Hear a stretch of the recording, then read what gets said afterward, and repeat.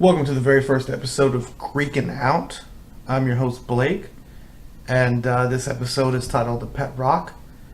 I'm very excited to try to do something a little different than the type of stuff I normally work on. And I first foremost want to thank you guys if you're listening right now.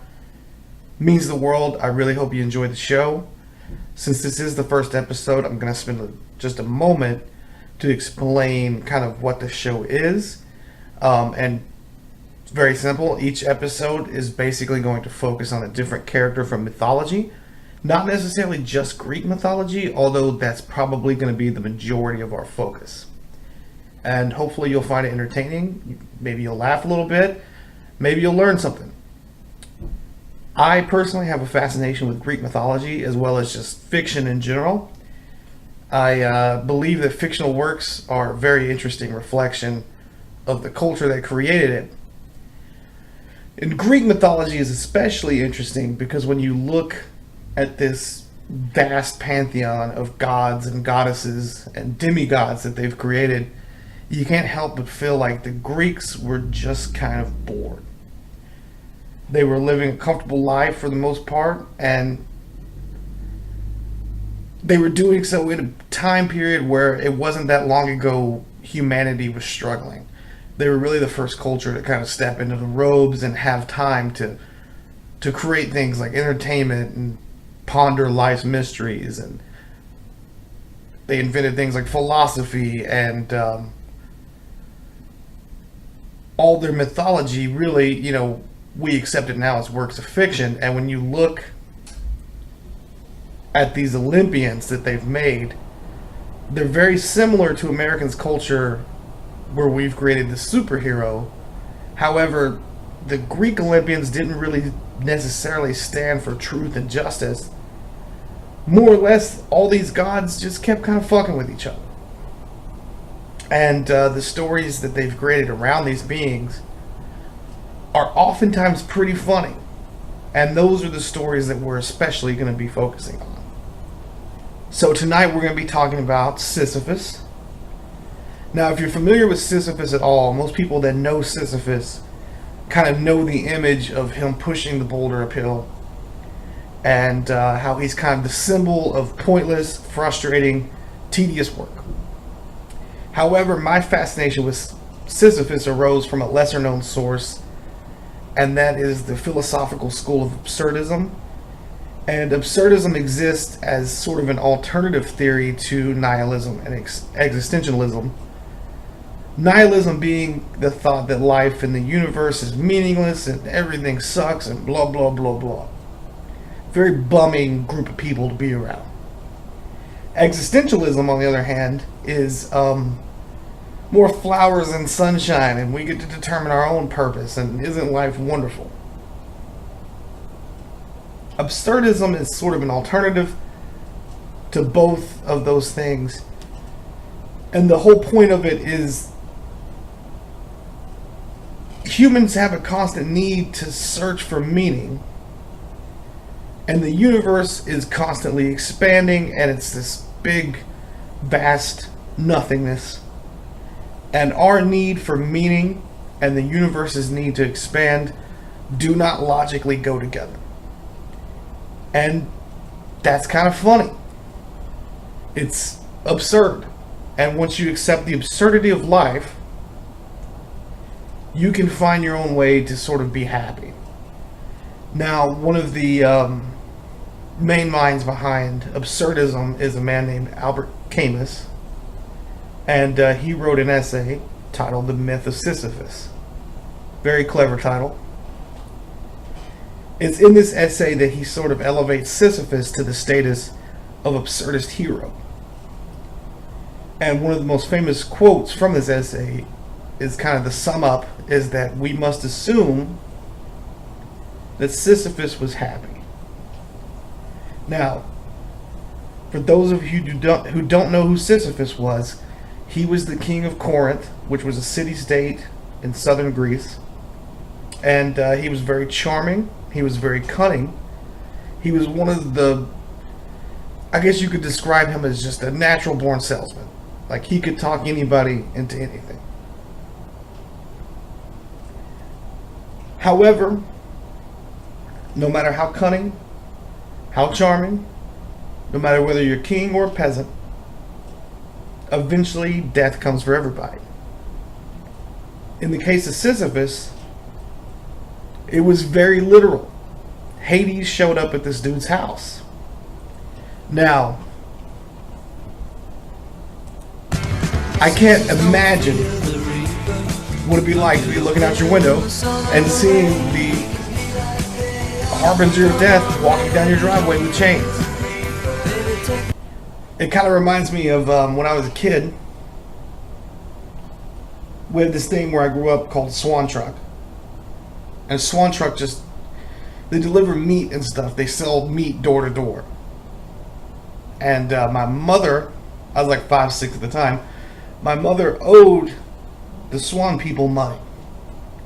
So whenever a Swan Truck would show up, we'd have to make a mad scramble, turn off all the lights, hide behind the couch, pretend like nobody's home. I grew up terrified, and I never understood why until later in life. Every time I saw a Swan Truck, I just kind of panicked inside. So when Sisyphus sees Hades walking down his driveway, he couldn't hide behind the couch. They don't even have light switches. He'd have to run around and blow out like 100 candles or something. It's impossible. So, Hades gets to the door. Sisyphus opens. "What's up, Hades?" Invites him inside, offers him some tea, maybe some scones. They sit down, start shooting the shit. Now the whole time, Sisyphus is plotting. He's thinking, how do I get out of this? I'm not ready to die. So they're sitting there, they're talking. How's being the harbinger of death going? Oh, it's pretty good. Staying busy. Business is booming. Sisyphus is planning. Finally, he comes up with an idea. Hades says, "Thank you very much for the tea. Scones were lovely, as always. But I'm afraid it's your time. It's time to go. I've come here to take you to the other side of the river Styx. I'm going to need you to put on these chains and come with me." So Sisyphus says, "Oh, I figured that's what you were here for." And absolutely. However, I couldn't help but notice how cool your chains are, Hades. But they look a little intense. How do you put these on? Can you show me? So Hades says, "Yeah, sure. See how you do it. You gotta lock them up here, make sure it's tight because you don't want to get them out. Put them here, put them around your feet, wrap it around." Dude puts on the chains. The Sisyphus throws his ass in the closet. Now, Hades is in his closet. Sisyphus just goes on about his business like nothing happened. He goes back to playing World of Warcraft or whatever the fuck. I don't know what he was doing. Problem is, when you have the literal embodiment of death locked in your closet, the rest of the world is going to be thrown a little bit off kilter. So this is where we cut to Ares. Ares was the god of war. So one night, Ares is coming back to his camp. He had a long day, doing his thing. He finds out all the cornbread's gone because all these motherfuckers that he killed throughout the day, chopped their heads off, they showed up to dinner. So naturally, Ares was like, "Oh, hell no. I worked too fucking hard for this bullshit right here." Puts on a beige trench coat, little old fedora, lights up a pack of smokes, and he starts investigating. I like to think he started working his way down a list of who should be dead, chasing leads, seeing if anything funny happened. Dead end, dead end, dead end. Finally, he gets to Sisyphus' house. Knocks on his door. Sisyphus is like, "Oh, hey, Ares. I'm sorry, but I don't believe you have a warrant." But Ares is a little bit of a loose cannon. He plays by his own rules, pushes his way in, starts snooping around, opens the closet. There's Hades, chained up and ball gagged. Got him red-handed. Sorry. Together, Ares and Hades escort Sisyphus to the other side of the river Styx. Sisyphus wasn't done yet, though. He still had another trick up his sleeve. Prior to all of this, he had told his wife, "Hey, when I die, don't bury me. Don't give me a funeral or any of that. I want you to dump my naked body in the middle of the square." Like most wives, she said, "Yeah, that's fine. I don't have a problem with that." So, Sisyphus is in the underworld. Meanwhile, his wife puts his body in her Volvo, takes him out to the square, dumps his naked ass out.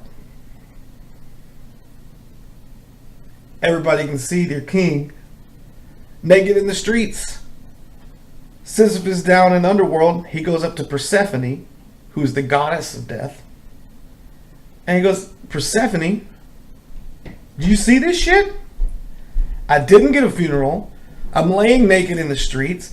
And that bitch didn't even put a coin in my mouth. How did I even get here? Nobody paid the ferryman. He deserves his money."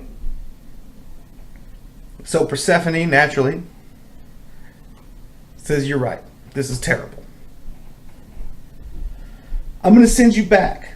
That way you can plan your funeral, get everything set right." So once again, Sisyphus returns to the land of the living.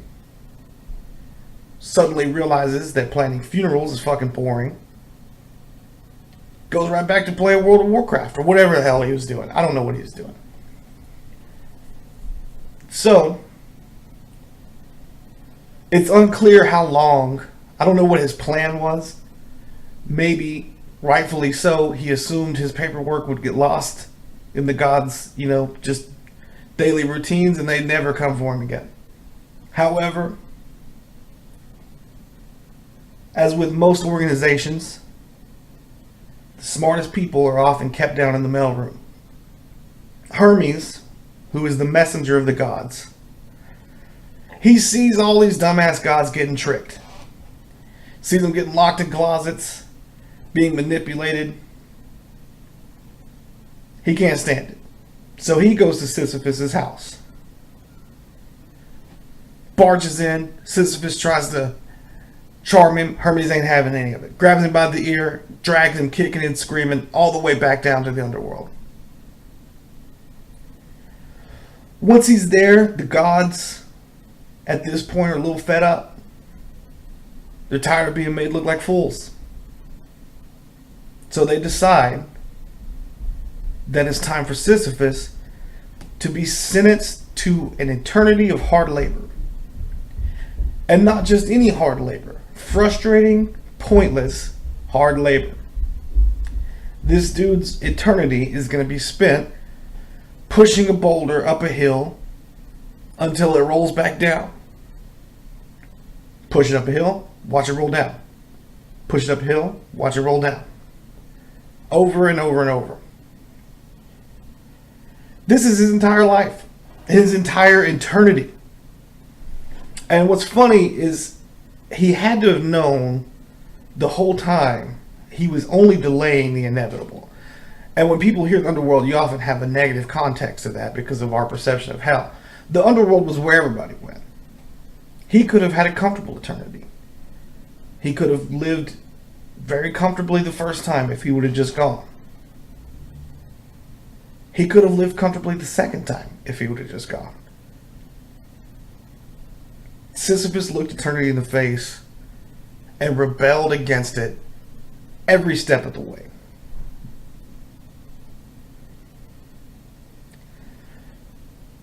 We put so much value behind the idea that life has a meaning.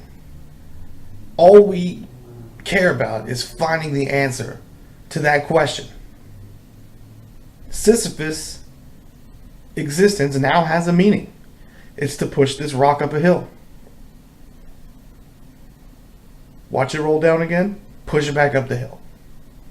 It's a very simple answer. We never think about what if the answer to our point, what if the point of our existence sucks? So that's why we have to assume Sisyphus is happy. And that's why life is kind of absurd.